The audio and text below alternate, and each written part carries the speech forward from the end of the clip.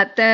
महाभारतान्तर्गतं श्रीशिवसहस्रनामस्तोत्रम् ध्यानम्। वन्दे देवमुमापतिं सुरगुरुं वन्दे जगत्कारणं वन्दे पन्नगभूषणं मृगधरं वन्दे पशूनां पतिं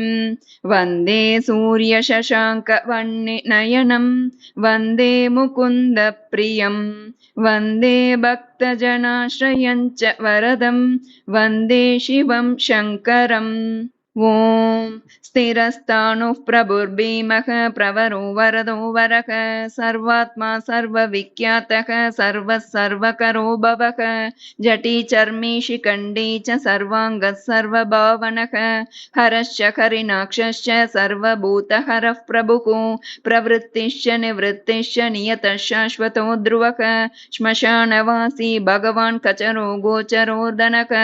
अभिवाद्यो महाकर्मा तपस्वी भूतभावनः उन्मत्तवेष प्रच्छन्नः सर्वलोकप्रजापतिः महारूपो महाकायो वृषरूपो महायशाः महात्मा सर्वभूतात्मा विश्वरूपो महाकणुः लोकपालोऽन्तर्हितात्मा प्रसादो हयगर्दभिः पवित्रञ्च महांश्चैव नियमो नियमाश्रितः सर्वकर्म स्वयंभूत आदिरादिकरो निधिः सहस्राक्षो विशालाक्षः सोमो नक्षत्रसाधकः चन्द्रः सूर्यः शनिः केतुर्ग्रहो ग्रहपतिर्वरः अत्रिरत्य नमस्कर्ता मृगबाणार्पणो नगः महातपा घोरतपा अदीनो दीनसाधकः संवत्सरकरो मन्त्रः प्रमाणं परमं तपः योगी योज्यो महाबीजो महारेता महाबलः सुवर्णरेता सर्वज्ञः सुबीजो बीजवाहनः दशबाहुस्त्वनिमिषो नीलकण्ठ उमापतिः विश्वरूप स्वयं श्रेष्ठो बलवीरो बलो गणः गणकर्ता गणपतिर्दिग्वासः कामयेव च मन्त्रवित् परमो मन्त्रः सर्वभावकरो हरः कमण्डलुधरो धन्वी बाणहस्तः कपालवान् अशनीशतग्नि खड्गी च पट्टिशी चायुधि महान् श्रुवहस्तः सुरूपश्च तेजस्तेजस्करो निधिः उष्णीषी च सुवक्त्रश्च उदग्रो विनतस्तथा दीर्घश्च हरिकेशश्च सुतीर्थः कृष्ण एव च शृगालरूपः सिद्धार्थो मुण्डः सर्वशुभङ्करः अजश्च बहुरूपश्च गन्धधारी कपर्द्यपि ऊर्ध्वरेता ऊर्ध्वलिङ्ग ऊर्ध्वशायी नभस्थलः त्रिजटी चीरवासाश्च रुद्रसेनापतिर्विभुः अहश्चरो नक्तञ्चरस्तिग्ममन्युः सुवर्चसः गजः दैत्यः कालो लोकदाता गुणाकरः सिंहशार्दूलरूपश्च आर्द्रचर्माम्बरावृतः कालयोगी महानादः सर्वकामश्चतुष्पथः निशाचरः प्रेतचारी भूतचारी महेश्वरः बहुभूतो बहुधरः स्वर्भानुरमितो गतिः नृत्यप्रियो नित्यनर्तो नर्तकः सर्वलालसः घोरो महातपः पाशो नित्यो गिरिरुहो नभः सहस्रहस्तो विजयो व्यवसायो ह्यतन्द्रितः अदर्शनो दर्शनात्मा यज्ञः कामनाशकः दक्षयागापहारी च सुसखो मध्यमस्तथा तेजोपहारी बलः मुदितोर्तोजितो वरः गम्भीरघोषा गम्भीरो गम्भीरबलवाहनः न्यग्रोधरूपो न्यग्रोधो वृक्षपर्णस्थितिर्विभुः सुतीक्ष्णदशनश्चैव महाकायो महाननः विश्वक्सेनो हरिर्यज्ञः संयुगापीडवाहनः तीक्ष्णतापश्च हर्यश्वः सहायः कर्मकालवित् विष्णुप्रसादितो यज्ञः समुद्रो बडवामुखः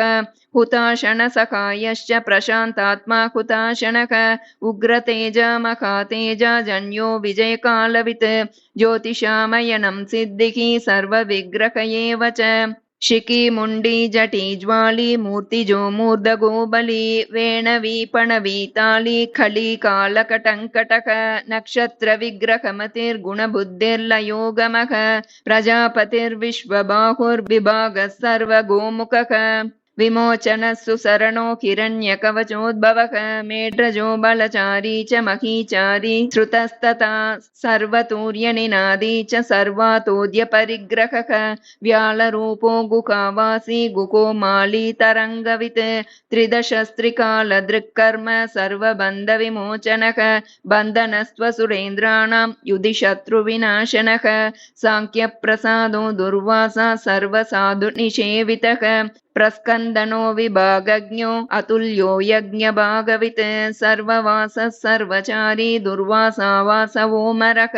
हैमो हेमकरो यज्ञक सर्वदारी दरोत्तमः लोहिताक्षो मखाक्षश्च विजयाक्षो विशारदः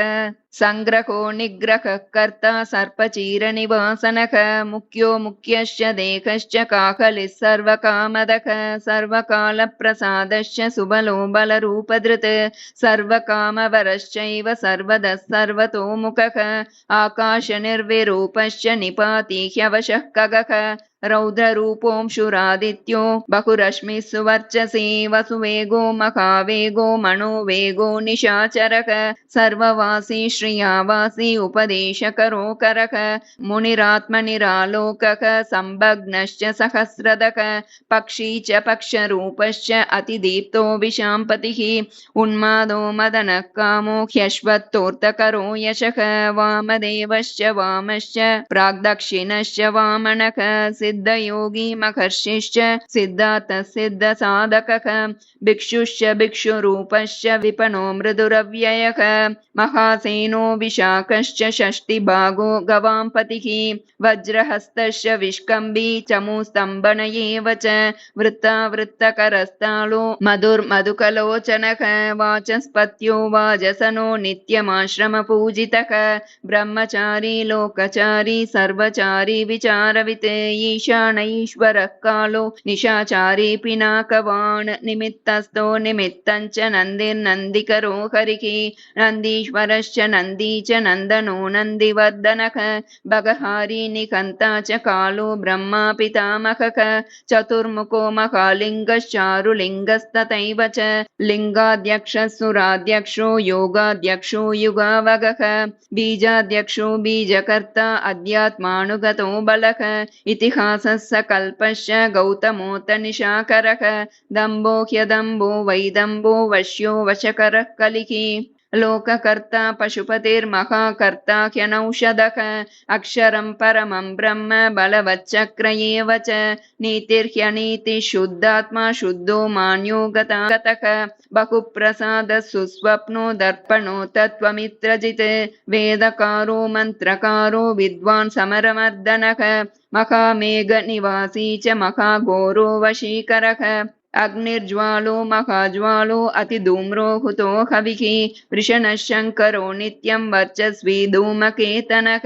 नीलस्तताङ्गलुब्धश्च शोभनो निरवग्रहः स्वस्ति भावश्च भागी भागकरो लघुः उत्सङ्गश्च महाङ्गश्च महागर्भपरायणः कृष्णवर्णः सुवर्णश्च इन्द्रियं सर्वदेहिनां महापादो महाहस्तो महाकायो महायशाः महामूर्धा महामात्रो महानेत्रो निशालयः महान्तको महाकर्णो महोष्टश्च महाकणुः महानासो महाकम्बुर्महाग्रीवश्मशानभाक् महावक्ष महोरस्को ह्यन्तरात्मा मृगालयः लम्बनो लम्बितोष्टश्च महामायः पयोनिधिः महादन्तो महादंश्रो महाजिह्वो महामुखः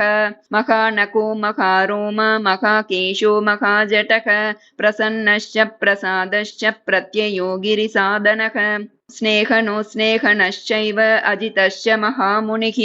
वृक्षाकारो वृक्षकेतुरणलो वायुवाहनः गण्डली मेरुधामा च देवाधिपतिरेव च अथर्वशीर्ष सामास्य ऋक्सहस्रामितेक्षणः यजुःपादभुजो गुह्यः प्रकाशो जङ्गमस्तथा अमोघार्थः प्रसादश्च अभिगम्य सुदर्शनः उपकारः प्रियः सर्वः कनकः काञ्चनच्छविः नाभिर्नन्दिकरो भावः पुष्करस्तपतिस्थिरः द्वादशस्त्रासनश्चाद्यो यज्ञो यज्ञसमाहितः नक्तं कलिश्च कालश्च मकरः कालपूजितः सगनो गणकारश्च भूतवाहनसारथिः भस्मशयो भस्मगोप्ता भस्मभूतस्तरुर्गणः लोकपालस्तथा लोको महात्मा सर्वपूजितः शुक्लस्त्रिशुक्लः सम्पन्नः शुचिर्भूतनिषेवितः आश्रमस्थः क्रियावस्थो विश्वकर्म मतिर्वरः विशालशाखस्ताम्रोष्टो ह्यम्बुजालः सुनिश्चलः कपिलः कपिशः शुक्ल आयुश्चैविपरोपरः गन्धर्वो ह्यदितिस्ताक्ष्यः सुविज्ञेयः सुशारदः परश्वदायुधो देव अनुकारी सुबान्धवः तुम्बवीनो महाक्रोध ऊर्ध्वरेता जलेशयः उग्रो वशङ्करो वंशो वंशनादो ह्यनिन्दितः सर्वाङ्गरूपो मायावी सुहृदो ह्यनिलो नलः बन्धनो बन्धकर्ता च सुबन्धन विमोचनः स यज्ञारिः स कामारिर्महादंश्रो महायुधः बहुधा निन्दितः शर्वः शङ्करः शङ्करोदनः अमरेशो महादेवो विश्वदेवः सुरारिका अहिर्बुद्ध्यो निलाभश्च चेकितानो कविस्तथा अजैकपाच कापाली त्रिशङ्कुरजितः शिवः धन्वन्तरे धूमकेतुस्कन्दो वैश्रवणस्तथा दाता शक्रश्च विष्णुश्च मित्रस्त्वष्टा ध्रुवोदरः प्रभावः सर्वगो वायुरर्यमा सविता रविः उषङ्गुश्च विधाता च मान्दाता भूतभावनः विभुर्वर्णविभावी च सर्वकामगुणावकः पद्मनाभो महागर्भश्चन्द्रवक्त्रो निलोनलः बलवांशोपशान्तश्च पुराणः पुण्यचञ्चुरी कुरुकर्ता कुरुवासी कुरुभूतो गुणौषधः सर्वाशयो दर्पचारी सर्वेषां प्राणिनां पतिः देवदेवः सुखासक्तः सदसत्सर्वरत्नवित् कैलासगिरिवासी च हिमवद्गिरिसंश्रयः कूलहारी कूलकर्ता बहुविद्यो बहुप्रदः वणिजो वर्धकी वृक्षो बकुलश्चन्दनश्चदः सारग्रीवो महाजत्रुरलोलश्च महौषधः सिद्धार्थकारी सिद्धार्थश्चन्दो व्याकरणोत्तरः सिंहनादः सिंहदंशः सिंहगः सिंहवाहनः प्रभावात्मा जगत्कालस्थालो लोकहितस्तरुः सारङ्गो नवचक्राङ्गः केतुमाली सभावनः भूतालयो भूतपतिरहोरात्रम् अनिन्दितः वाकिता सर्वभूतानां निलयश्च विभुर्भवः अमोघः संयतो ह्यश्वो भोजनः प्राणधारणः धृतिमान् मतिमान् दक्षः सत्कृतश्च युगाधिपः गोपालिर्गोपतिर्ग्रामो गोचर्मवसनो हरिः हिरण्यबाहुश्च तथा गुहापालप्रवेशिनां प्रकृष्टारिर्महाहर्षो जितकामो जितेन्द्रियः गान्धारश्च सुवासश्च तपःसक्तो रतिर्नरः महागीतो महानृत्यो ह्यप्सरो गणसेवितः महाकेतुर्महाधातुर्नैकसानुचरश्चलः आवेदनीय आदेशः सर्वगन्ध सुखावहः तोरणस्तारणो वातः परिधि पतिकेचरः संयोगो वर्धनो वृद्धो अतिवृद्धो गुणाधिकः नित्य आत्मसहायश्च देवासुरपतिः पतिः युक्तश्च युक्तबाहुश्च देवो दिवि सुपर्वणः आषाढश्च सुषाण्डश्च ध्रुवोत हरिणो हरः वपुरावर्तमानेभ्यो वसुश्रेष्ठो महापतः शिरोकारी विमर्शश्च सर्वलक्षणलक्षितः अक्षशरतयोगी च सर्वयोगी महाबलः समाम्नायो समाम्नायस्तीर्थदेवो महारथः निर्जीवो जीवनो मन्त्रः शुभाक्षो बहुककर्षः रत्नप्रभूतो रत्नाङ्गो महानवनिपाणवित् मूलं विशालो ह्यमृतो व्यक्ताव्यक्तस्तपोनिधिः आरोहणोऽधिरोहश्च शीलधारी महायशाखसेना कल्पो महाकल्पो योगो युगकरो हरिः युगरूपो महारूपो महानागहनो वदः न्यायनिर्वपनः पादः पण्डितो ह्यचलोपमः बहुमालो महामालः शशिखरसुलोचनः विस्तारो लवणः कूपस्त्रियुगः सफलोदयः त्रिलोचनो विषण्णाङ्गो मणिविद्धो जटाधरः बिन्दुर्विसर्गः सुमुखः शरः सर्वायुधः सहः निवेदनः सुखाजातः सुगन्धारो महाधनुः गन्धपाली च भगवानुत्थानः सर्वकर्मणां मन्तानो बहुलो वायुः सकलः सर्वलोचनः तलस्तालः करस्ताली ऊर्ध्वसंहननो महान् छत्रं सुच्छत्रो विख्यातो लोकः सर्वाश्रयः क्रमः मुण्डो विरूपो विकृतो दण्डी कुण्डी विकुर्वणः हर्यक्षः ककुबो वज्रो शतजिह्वः सहस्रपात् सहस्रमूर्धा देवेन्द्रः सर्वदेवमयो गुरुः सहस्रबाहुः सर्वाङ्गः शरण्यः सर्वलोककृत् पवित्रं त्रिककुण्मन्त्रः कनिष्ठः कृष्णपिङ्गलः ब्रह्मदण्डविनिर्माता शतग्निपाशशक्तिमान् पद्मगर्भो महागर्भो ब्रह्मगर्भो जलोद्भवः गभस्तिर्ब्रह्मकृद्ब्रह्मी ब्रह्मविद्ब्राह्मणो गतिः अनन्तरूपो नैकात्मा तिग्मतेजः स्वयम्भुवः ऊर्ध्वगात्मा पशुपतिर्वातरं मनोजवः चन्दनी पद्मनालाग्रः नरः कर्णिकारमखास्रग्वी नीलमौलिः पिनाकधृत् उमापतिरुमाकान्तो जानवीदृग्माधवः वरो वराहो वरदो वरेण्यः सुमहास्मनः महाप्रसादो दमनः शत्रुकाश्वेतपिङ्गलः पीतात्मा परमात्मा च प्रयतात्मा प्रधानधृत् सर्वपार्श्वमुखस्त्रैक्षो धर्मसाधारणो वरः चराचरात्मा सूक्ष्मात्मा अमृतो गोवृषेश्वरः साध्यर्षेर्वसुरादित्यो विवस्वान् सवितामृतः व्यासः सर्गः सुसंक्षेपो विस्तारः पर्ययो नरः ऋतुसंवत्सरो मासः पक्षः संख्या समापनः कलाकाष्ठालवामात्रा मुहूर्ताः क्षपाक्षणाः विश्वक्षेत्रं प्रजाबीजं लिङ्गमाद्यस्तु निर्गमः सदसद्व्यक्तमव्यक्तं पिता माता पितामहः स्वर्गद्वारं प्रजाद्वारं मोक्षद्वारं त्रिविष्टपं निर्वाणं ह्लादनश्चैव ब्रह्मलोकः परागतिः देवासुरविनिर्माता देवासुरपरायणः देवासुरगुरुर्देवो देवासुरनमस्कृतः देवासुरमहामात्रो देवासुरगणाश्रयः